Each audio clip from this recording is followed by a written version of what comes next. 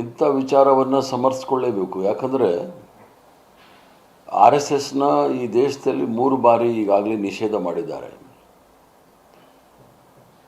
DK Shivakumar ಅವರು deputy ಮುಖ್ಯಮಂತ್ರಿಗಳಾಗಿ ಸಂಘ ಪ್ರಾರ್ಥನೆ ಮಾಡೋದರಲ್ಲಿ ನಮ್ಮದೇನು ಅಭ್ಯಂತರ ಇಲ್ಲ.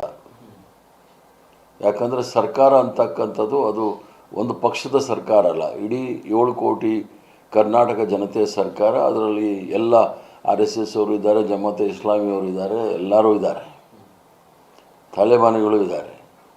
ಆದರೆ ಕಾಂಗ್ರೆಸ್ ಅಧ್ಯಕ್ಷರಾಗಿ ಅವರು ಆ ರೀತಿ ಹೇಳೋಂಗಿಲ್ಲ. ಅವ್ರು ಕಾಂಗ್ರೆಸ್ ಅಧ್ಯಕ್ಷರಾಗಿ ಹೇಳಿದರೆ ಅವರು ಕ್ಷಮೆ ಕೇಳಬೇಕಾಗತ್ತೆ. ಯಾಕಂದರೆ ಮಹಾತ್ಮ ಗಾಂಧಿ ಅವ್ರನ್ನ ಕೊಂದಂಥ ಸಂಘಟನೆ, ಆ ಸಂಘಟನೆಯ ಪ್ರಾರ್ಥನೆ ಮಾಡ್ತಕ್ಕಂಥದ್ದು ಸರಿಯಲ್ಲ.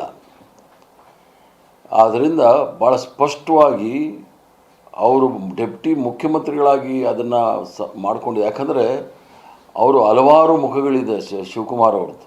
ಅವರು ಕೃಷಿಕರು ಅಂತಾರೆ, ಆಮೇಲೆ ಕ್ವಾರಿ ಓನರು ಅಂತಾರೆ, ಆಮೇಲೆ ಎಜುಕೇಷನಿಸ್ಟು ಅಂತಾರೆ, ಬಿಸ್ನೆಸ್ ಮನ್ನು ಅಂತಾರೆ, ಇಂಡಸ್ಟ್ರಿಲಿಸ್ಟು ಅಂತಾರೆ.